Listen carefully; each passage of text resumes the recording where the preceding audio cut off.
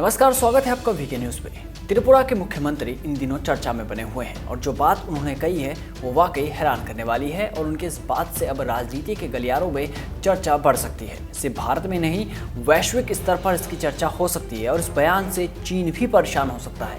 कैसे, बताते हैं, बस अंत तक बने रहिए। पहले ये जान लीजिए कि उन्होंने गृह मंत्री अमित शाह को लेकर बात कही है और जो बोला है उसके बाद विपक्षी भी हैरान रह गए और किसी रैली में राहुल गांधी इस बात पर चर्चा करते हुए नजर आए तो हैरान ना होइएगा, क्योंकि देश को कांग्रेस मुक्त बनाना है, ये नारा तो पहले से चला आ रहा था।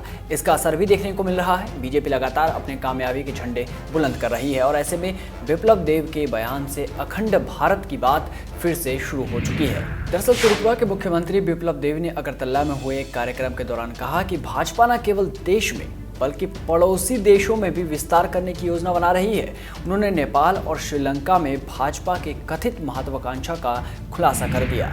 सुनिए आप भी, फिर आगे की बात बताते हैं कि कैसे ये चीन के भी पेट में दर्द पैदा कर सकता है। आगामी सरकार आसबे बीजेपी छाड़ा सरकार आर होबे ना।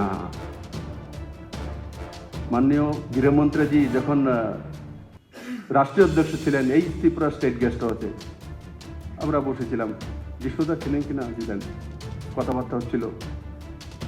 তো এমনিতে তো কালো চা খায়, মানে কালো কফি, ব্ল্যাক কফি খাচ্ছে আর বলছে, বলে আমরা বলছিলাম কে জানি বললো আমাদের মধ্যে অজয় বললে, बोले अध्यक्ष जी बहुत स्टेट हमारे पास अच्छा हो गया। अरे काहे अच्छा हो गया, अभी श्रीलंका बाकी है नेपाल बाकी है। मैंने उस आदमी को बोलता है ये तो क्या ना जिसदा बोलता है ये तो हो गया, देश का तो वो तो कर ही लेंगे। श्रीलंका है, नेपाल है, वहाँ भी तो पार्टी के लेके जाना, वहाँ भी जीतना है। तो जार मध्य एमन जोश एमन मानसिकता जहाँ पूरा दुनिया से भारतीय जनता पार्टी के निये जेते होबे और उनार राष्ट्रीय अध्यक्ष काले ही भारतीय जनता पार्टी दुनियार सबचेয়ে बड़ पार्टी হয়েছে, যেটা কমিউনিস্টের অহংকার ছিল।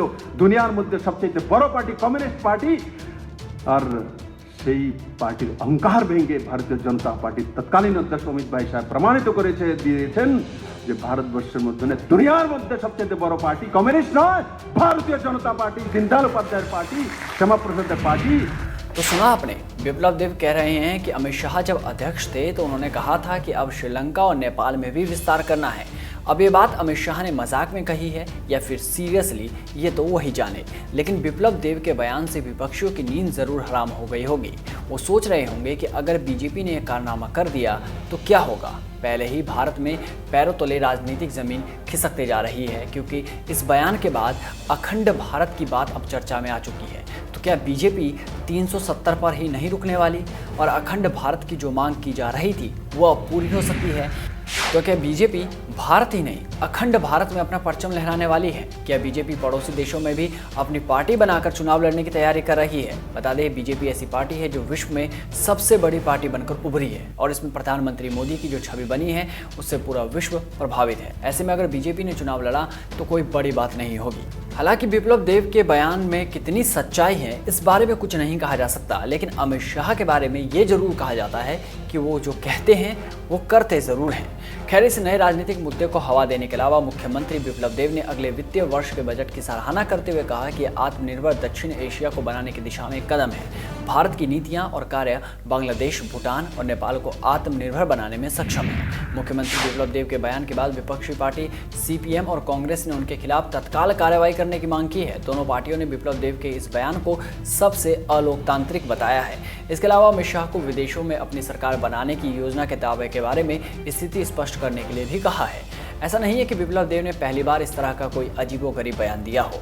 इससे पहले ही उनके बयानों से सियासी गर्मी बढ़ चुकी है। मुख्यमंत्री बिप्लब देव ने कुछ दिनों पहले ही एक बयान दिया था जो चर्चा में आ गया था, जिसमें उन्होंने कहा था कि यदि राज्य के 80% घरों में स्वामी विवेकानंद की तस्वीर और उनके संदेश लगाए जाए तो राज्य में आगामी 3 दशक तक बीजेपी की सरकार सत्ता में रहेगी।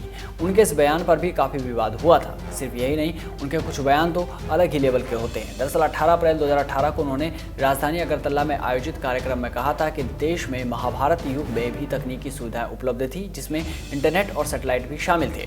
उन्होंने कहा था कि ये सब मेरे देश में पहली बार नहीं हो रहा है। ये वो देश है जिसमें महाभारत के दौरान संजय ने हस्तिनापुर में बैठकर धृतराष्ट्र को बताया था कि कुरुक्षेत्र में मैदान के युद्ध में क्या हो रहा है। संजय इतनी दूर रहकर आंख से कैसे देख सकते हैं। इसका मतलब है कि उस समय भी तकनीक, इंटरनेट और सैटेलाइट था। और अब जिस तरह का बयान उन्होंने दिया है उससे कई लोगों के पैरों तले जमीन जरूर खिसक गई होगी, और चाइना की भी, क्योंकि चाइना एक तरफ अपनी विस्तारवादी नीति अपना रहा है। श्रीलंका का एक बंदरगाह चीन के कब्जे में है। नेपाल की राजनीति में उसकी दखलंदाजी किसी से भी नहीं छुपी। अब ऐसे में यहाँ बीजेपी की सरकार बन गई तो 1 इंच जमीन छोड़िए, चाइना को अपने घर में ही न दुबकना पड़ जाए। इस रिपोर्ट में बस इतना ही। देश और दुनिया की तमाम बड़ी खबरों से जुड़े रहने के लिए बने रहिए वीकी न्यूज़ के साथ। नमस्कार।